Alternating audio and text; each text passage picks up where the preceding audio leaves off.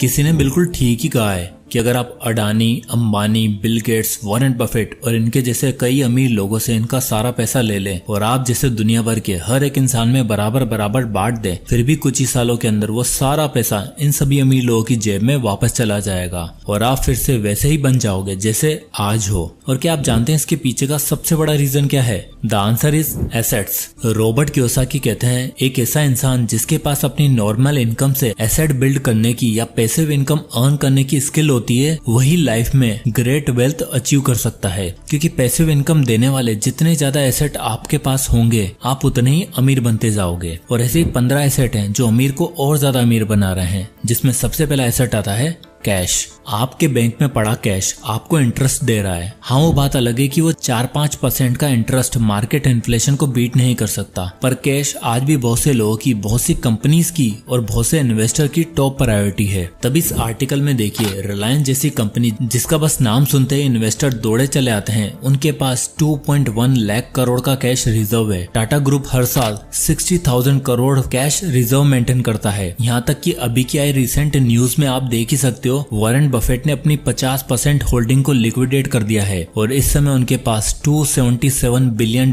Cash reserve है। अब cash रखने के पीछे इन अमीर लोगों के दो रीजन होते हैं। पहला तो invest in the right opportunity at the right time. अमीर लोगों का मानना होता है दुनिया अपॉर्चुनिटीज का पिटारा है, इसलिए जब भी कोई बेटर इन्वेस्टमेंट आपके दरवाजे पर आए तो आप उस समय अपने कैश के साथ रेडी रहो। मोस्टली लोगों का कैश रखने के पीछे ये रीजन होता है। और दूसरा रीजन है to earn high interest. Cash होने से आपको राइट टाइम और बेस्ट प्राइस में डील तो मिल ही जाती है, साथ ही अमीर लोग अपने पास रखा पैसा हाई इंटरेस्ट रेट पर भी देते हैं, जिससे उन्हें ईयरली एक फिक्स्ड इनकम आती रहती है। इसलिए सक्सेस कब कहां कौन से दरवाजे पर आ जाए, be ready with the cash. Cash के बाद अगला और सबसे बड़ा एसेट आता है एसेट नंबर 2, रियल एस्टेट। अब रियल एस्टेट को सबसे बड़ा एसेट बोलने का पीछे मेरा दो रीजन है। Number 1, rent payments. हम में से किसी हर महीने एक फिक्स्ड इनकम अच्छी नहीं लगती, वो भी तब जब हमें उसके लिए 8 से 9 घंटे काम करना ना पड़े, दोस्त के ताने सुनने ना पड़े और नहीं निकले जाने का डर सताए। ये सब कुछ पॉसिबल है रियल एस्टेट से। आजकल जिस हिसाब से टेक्नोलॉजी चेंज हो रही है ना, उसी हिसाब से लोग भी बदल रहे हैं। आज की डेट में लोगों को घर सिर्फ रहने के लिए नहीं, बल्कि स्टूडियो खोलने के लिए, एजुकेशन सेंटर्स के लिए, पीजी रखने के लिए और इवन स्मॉल बिजनेस खोलने तक के लिए चाहिए होता है। तो ऐसे में अगर आप थोड़े स्मार्ट हो तो ऐसी किसी प्रॉपर्टी में इन्वेस्ट करके आप मंथली अच्छा खासा अमाउंट अर्न कर सकते हो। और इसी के साथ रियल एस्टेट का दूसरा एडवांटेज है द एप्रिसिएशन। देखो, जिस हिसाब से दुनिया की जनसंख्या बढ़ रही है ना, उसी हिसाब से रियल एस्टेट मार्केट भी बढ़ता जा रहा है। क्योंकि जितने ज्यादा लोग होंगे उतना ज्यादा उन्हें रहने के लिए घर चाहिए होगा, और क्योंकि इसकी डिमांड बढ़ती जा रही है, इसलिए प्रॉपर्टी के प्राइस भी आसमान छू रहे हैं। इकोनॉमिक टाइम्स के आर्टिकल में आप देख ही सकते हो कि बेंगलोर में प्रॉपर्टी की प्राइस में 10 से 15% तक का इंक्रीज हुआ है। दिल्ली में 12%, पुणे में 11% और हैदराबाद में 13.5% तक का एनुअल इंक्रीज देखने को मिला है। ये दिखता है कि रियल एस्टेट कितना वैल्यूएबल एसेट हो सकता है। अब बात आती है रियल एस्टेट इन्वेस्टमेंट की, तो आप इन्वेस्ट कर सकते हो नंबर 1, ऑफिस बिल्डिंग में, जिसमें लोग आके काम करेंगे और बदले में आपको रेंट देंगे। दूसरा, कमर्शियल बिल्डिंग्स, जहां पर बिजनेस आकर अपने प्रोडक्ट्स और सर्विस को बेचेंगे और आपको रेंट देंगे। एंड नंबर 3, लैंड, जिसमें आप फार्मिंग कर सकते हो, कोई स्कूल या कॉलेज या बिल्डिंग बनवा सकते हो। इवन लैंड खाली भी पड़ा रहे ना, तो उसकी वैल्यू हमेशा बढ़ती रहती है। और एक सबसे जरूरी बात जो आपको ध्यान रखनी है, वो ये है कि जिस घर में आप रहते हो वो आपका एसेट नहीं है, क्योंकि उससे आपको कोई भी पैसा नहीं आ रहा है, बल्कि उसमें रहने के लिए आपको पैसा खर्च करना पड़ता है। इसी के साथ आता है हमारा एसेट नंबर 3, बॉन्ड्स। जब गवर्नमेंट्स और बिजनेस को कैश इन्वेस्टमेंट की नीड होती है ना, तब वो इंटरेस्टेड इन्वेस्टर को बॉन्ड इशू करते हैं, और इसी बॉन्ड के बदले गवर्नमेंट और प्राइवेट कंपनीज अपने इन्वेस्टर को हर महीने एक सर्टेन अमाउंट पे करने का वादा करती हैं। बॉन्ड में इन्वेस्ट किसी भी इन्वेस्टर के लिए एक सुपर सेफ इन्वेस्टमेंट साबित हो सकता है, क्योंकि डायरेक्ट गवर्नमेंट बैक्ड होते हैं। बॉन्ड में इन्वेस्ट वो लोग करते हैं जिन्हें लॉन्ग टर्म में एक सिक्योर रिटर्न चाहिए होता है। बॉन्ड में आप यूजुअली मिनिमम 10,000 से इन्वेस्ट कर सकते हो, और गवर्नमेंट बॉन्ड आपको यूजुअली 6 से 8% तक का रिटर्न देते हैं। वहीं कॉर्पोरेट बॉन्ड 8 से 12% तक का रिटर्न ऑफर करते हैं, बट इनमें रिस्क थोड़ा ज्यादा होता है गवर्नमेंट बॉन्ड से, इसलिए हायर इंटरेस्ट देते हैं। इसी के साथ कई सारे टैक्स सेविंग बॉन्ड भी होते हैं जिसमें आप इन्वेस्ट कर सकते हो, जो आपको टैक्स बेनिफिट के साथ साथ 5 से 6% का रिटर्न भी देंगे। अब अगर आप और भी ज्यादा रिटर्न चाहते हो तो आप चूज कर सकते हो एसेट नंबर 4, स्टॉक्स। दोस्तों, बढ़ती टेक्नोलॉजी और डेवलपमेंट ने इंडियन स्टॉक मार्केट को आज नई ऊंचाइयों पर पहुंचा दिया है। ऐसे में स्टॉक्स आपके फाइनेंशियल फ्यूचर के लिए एक बहुत बड़ा इंपॉर्टेंट रोल रोल प्ले कर सकते हैं। स्टॉक्स आपको अलाउ करते हैं कि आप किसी भी पब्लिकली ट्रेडेड बिजनेस का कुछ हिस्सा या कुछ परसेंटेज ओन कर पाओ, और जैसे जैसे वो बिजनेस बढ़ता जाता है वैसे वैसे आपकी इन्वेस्टमेंट भी इंक्रीज होती है। साथ ही स्टॉक्स में इन्वेस्ट करने के दो फायदे भी हैं।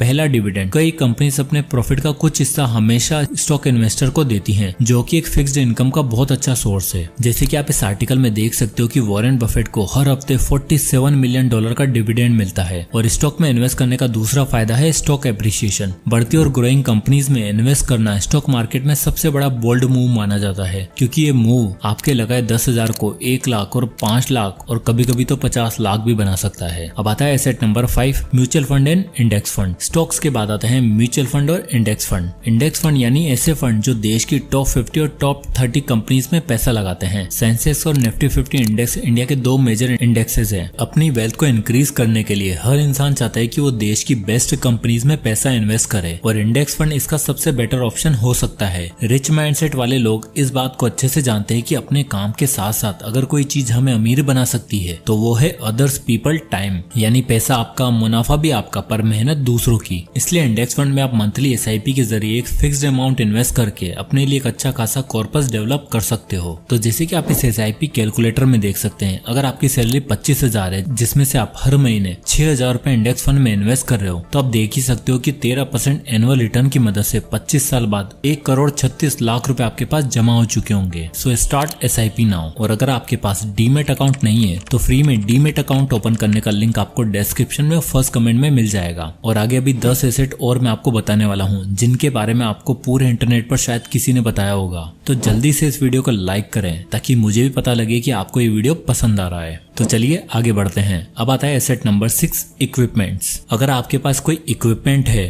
कोई ऐसी चीज है जो दूसरों का काम आसान कर सके, तो उसे रेंट पर देकर आप अपने लिए एक पैसिव इनकम सोर्स बिल्ड कर सकते हो। जैसे कि एक DSLR कैमरा जिसे आप यूज ही नहीं करते, कोई म्यूजिकल इंस्ट्रूमेंट जो पड़ा पड़ा खाली धूल खा रहा है, उसे किसी क्लब या इंस्टीट्यूट में देकर मंथली रेंट रिसीव कर सकते हो। एक एक्स्ट्रा कार या बाइक जैसी चीजों को आप ओला, उबर के प्लेटफॉर्म के जरिए रेंट आउट करके आप मंथली अच्छा खासा अमाउंट अर्न कर सकते हो, वो भी बिना कुछ किए। Asset number 7, patents. पेटेंट एक बहुत ही अंडररेटेड और अमेजिंग एसेट है। जिन लोगों को नहीं पता उन्हें बता दूं कि जब भी आप कोई नया इन्वेंशन करते हो या यूनिक प्रोडक्ट लाते हो तो उसके लिए आप पेटेंट फाइल कर सकते हो। ये एक तरह का डॉक्यूमेंट होता है जो बताता है कि आप इसके राइटफुल इन्वेंटर हो, और जैसे कोई कंपनी या एंटिटी आपका वो इन्वेंशन या प्रोडक्ट यूज करती है तो उसे आपको पैसा पे करना पड़ेगा, अदरवाइज आप उन पर केस कर सकते हो। बिजनेस की दुनिया में पेटेंट एक बहुत ही इंपॉर्टेंट रोल प्ले करता है। 1995 में कैलाश काटकर ने एक टेक्नोलॉजी बनाई जो कि था एक एंटीवायरस, जो उनके कंप्यूटर सिस्टम को वायरस फ्री कर पाया। उन्हें लगा ये टेक्नोलॉजी काफी अच्छी है तो इसका पेटेंट फाइल करवा लेना चाहिए। और जब लोगों को एंटीवायरस की नीड लगी तो उनके दिमाग में आया सिर्फ एक ही नाम, क्विक हिल, जो कि आज की डेट में 2000 करोड़ की कंपनी बन चुकी है। ये दिखाता है कि आज की डेट में पेटेंट कितना वैल्यूएबल एसेट है। अब आता है एसेट नंबर 8,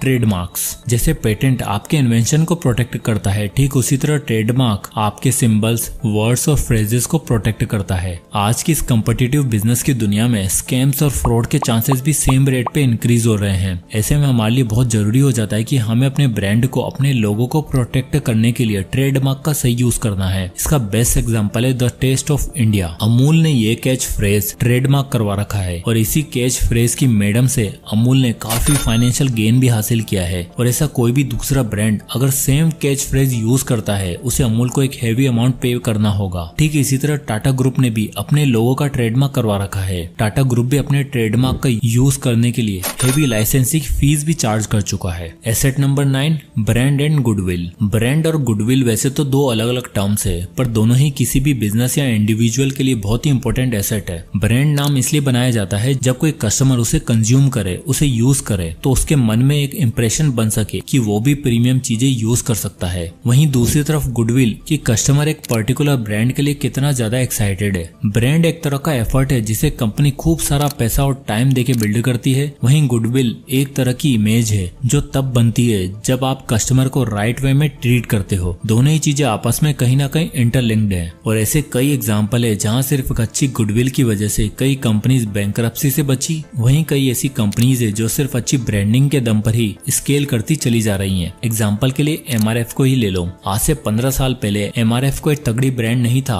और आज सिर्फ एक ही इंसान है जो उनके लिए एड्स करता है, उनके ब्रांड को प्रमोट करता है और उस इंसान ने मानो बीते 10 सालों में MRF की दुनिया ही बदल दी है। कमेंट करके बताओ मैं किसकी बात कर रहा हूँ। Asset number 10 people. अगला और सबसे बड़ा एसेट है पीपल। हम में से अक्सर लोग और बिजनेसेस अपने एम्प्लॉयज की और अपने आसपास के लोगों की वैल्यू नहीं समझ पाते और उनकी कमी हमें तब महसूस होती है जब वो चले जाते हैं। देखो एक बात हमेशा याद रखना, ये ब्रांड वैल्यू, ये गुडविल सब बनते कंपनी के नाम पे हैं और इससे फायदा भी कंपनी को ही होता है, पर इसे बनाने वाला एक एम्प्लॉय होता है जो पहले दिन से ब्रेनस्टॉर्मिंग करके, फंड्स इकट्ठा करके, टेस्ट रन करके एक प्रोडक्ट को लॉन्च करते हैं। वो लोग ही होते हैं जो एक कंपनी को सक्सेसफुल बनाते हैं, जो किसी इंसान को सक्सेसफुल बनने में मदद करते हैं। आपको क्या लगता है कि एप्पल, माइक्रोसॉफ्ट, रिलायंस, टाटा जैसी कंपनीज का इतना सक्सेसफुल होने का कारण क्या है? वो है उनके एम्प्लॉयज और उनकी टीम। कोई भी बड़े से बड़ा इंसान देख लो, उसने अकेला अपना बिजनेस बिल्ड नहीं किया है। उसकी सक्सेस के पीछे के रीजन है उसके आसपास के अच्छे लोग। So find the right people who can be A valuable asset for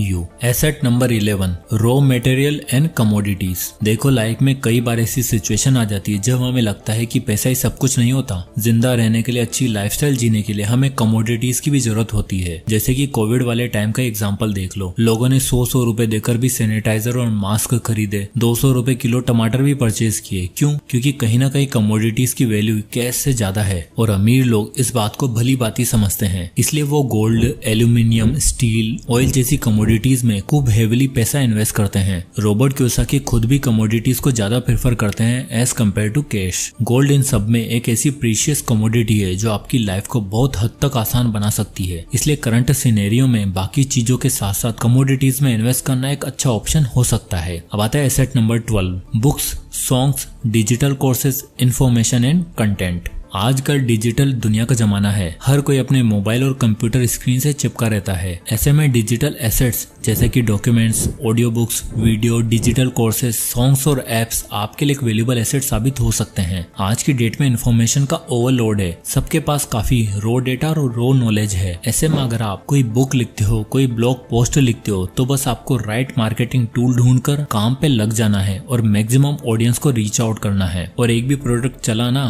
तो आपका ब्रांड नेम बिल्ड होने में टाइम नहीं लगेगा। सॉन्ग्स और कंटेंट के केस में ये चीज और भी ज्यादा स्केलेबल है। इसके लिए आप किंग का एग्जांपल ही देख लो। उनका एक गाना बहुत ही पॉपुलर हुआ, मान मेरी जान, जो इतना तगड़ा निकला कि उसने यूट्यूब पे आके 500 मिलियन से भी ज्यादा व्यूज हासिल कर लिए हैं। और इतना ही नहीं, इसके बाद को किंग इतने शो और इतने इवेंट्स मिले जिसने उसके इस गाने को इमोर्टल बना दिया। साथ निक जोनस को ये गाना इतना अच्छा लगा कि उन्होंने अपने चैनल पर किंग के साथ ये गाना दोबारा रिक्रिएट किया। सो आपका आर्ट और आपकी डेडिकेशन भी एक वैल्यूएबल एसेट साबित हो सकता है और यही आपको पैसा कमा के दे सकती है in form of asset number 13 royalties. चलो आपके लिए रॉयल्टीज को सिंपल भाषा में एक्सप्लेन करता हूँ। मान लो आपने कोई बुक लिखी है जो अपने टाइम की बेस्ट सेलर चली गई। अब उस बुक के राइट्स कोई मूवी स्टूडियो खरीदना चाहता है ताकि वो उससे कोई शो बना सके, तो इसके बदले में आपको टोटल कलेक्शन का कुछ हिस्सा मिलेगा और उससे आगे जितनी चीजें होंगी जैसे कि मर्चेंडाइज, कोई प्रोडक्ट, उसका टोटल रेवेन्यू का भी कुछ हिस्सा आपको हमेशा मिलता रहेगा।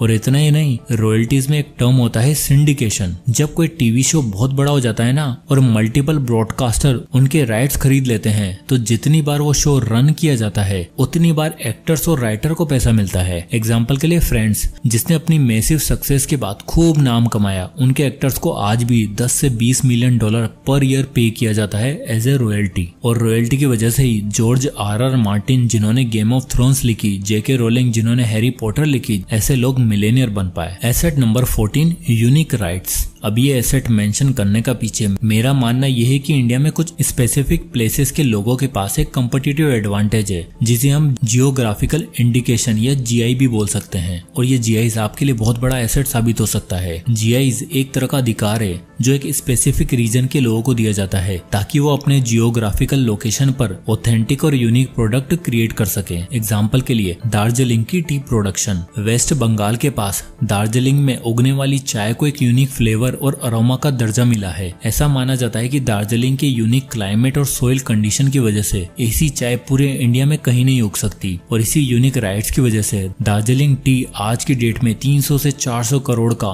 एनुअल टर्नओवर जनरेट कर पा रही है। इसके बाद फाइनली आता है हमारा last and biggest asset number 15, first mover advantage proprietary business model. First mover advantage का मतलब है जब आप न्यू टेक्नोलॉजी और स्किल का यूज करके कोई नया इनोवेशन करते हो और उससे बिजनेस बिल्ड करते हो तो आप उस बिजनेस के सोल ओनर कहलाते हो और आपके पास होती है फर्स्ट मूवर एडवांटेज। बाकी बताए सभी एसेट में कोई एक चीज जो सबसे ज्यादा स्केलेबल है, जो आपको जल्दी से जल्द फाइनेंशियल फ्रीडम की राह पर ले जा सकती है, वो है बिजनेस। न्यू बिजनेस मॉडल हमेशा आपको एक कम्पिटिटिव एज देता है। मार्केट में कितने ही बड़े बड़े प्लेयर्स आ जाएं, लेकिन उस ब्रांड की लॉयल्टी लोगों के मन में हमेशा रह जाती है। एग्जाम्पल के लिए ओला का बिजनेस मॉडल ही देख लो। ओला के ओनर्स ने देखा कि इंडिया में टैक्सी इंडस्ट्री में बहुत ज्यादा सैचुरेशन है। लोगों को टैक्सी लेने के लिए दूर दूर जाना पड़ता है, जिसमें बहुत टाइम वेस्ट होता है। साथ ही टैक्सी ड्राइवर की ये दिक्कत थी कि जब वो एक सवारी लेकर जाया करते थे तो उन्हें वापसी में कोई ग्राहक नहीं मिलता था, इसलिए वो एक ही कस्टमर से आना जाना दोनों चार्ज कर लिया करते थे। ओला ने इस गैप को खत्म किया और एक ऐसी टेक्नोलॉजी बनाई जिसने उन्हें आज तक